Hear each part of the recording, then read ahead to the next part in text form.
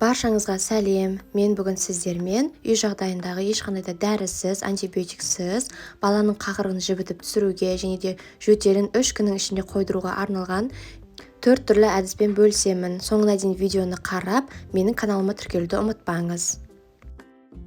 Ең бірінші әдіске бізге сары май, жұмыртқаның сарысы, ыстық сүт, мед, йод және де ас содасы керек болады. Сүтімізді қатты ыстық қылып алып, оның ішіне 1 шай қасық сары майды қосып, жақсылап араластырамыз. Сары майымыз толығымен еру керек.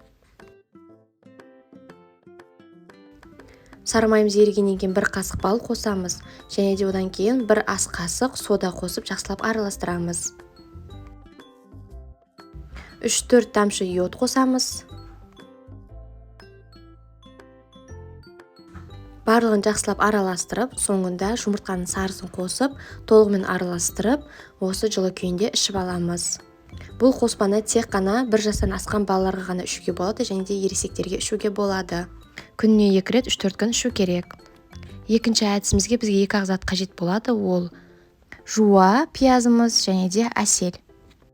Блендерге пиязымызды салып, ұсақтауымыз керек. Немесе пышақтың көмегімен майда етіп турасаңыздар болады. Осындай майда етіп туралғаннан кейін, осының үстіне 1 қасық медімізді қосып, араластырып қоямыз. Бетін жауып, қараңғы жерге 1-2 сағатқа қойып қоямыз. Сол кезде пияздың суы шығады. Егер де сізде әселге аллергия болатын болса, әселдің орнына қантты қосып араластыруға болады. Бұл үй жағдайында істелінген сироп болып табылады. Өте тез және де балаларға ішкенге өте ыңғайлы. Балалар жақсы ішіп қояды, себебі құрамында мед болғаннан кейін сироптың дәмі тәтті болып шығады. Міне осындай сиропты күніне 3-4 рет балаларға беру керек. Ал үшінші әдісіміз біздің 1 ас қасық тұз бен 1 ас қасық содасын аламыз. Және де екеуін араластырып, үстінен қайнаған су құямыз.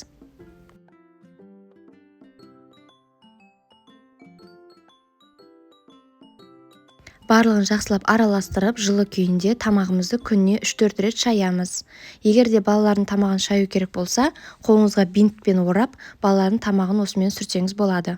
Төртінші әдісімізге бізге құйрық май және де әсел керек болады. 1 қасық әселді алып, және де оған 1 қасық құйрық майымызды қосып, жақсылап араластырып, микроволновкаға жылытып аламыз. Микроволновкада жылып, барлығы еріп, жақсылап араласады. Осы жылы күйінде балаңыздың үстіне, арқасына, мойнына жағып, түнде ұйықтатамыз. Жақсы көмектеседі. Міндетті түрде осы әдістерді қолданып көріңіздер, сіздерге көмектеседі деген ойдамын.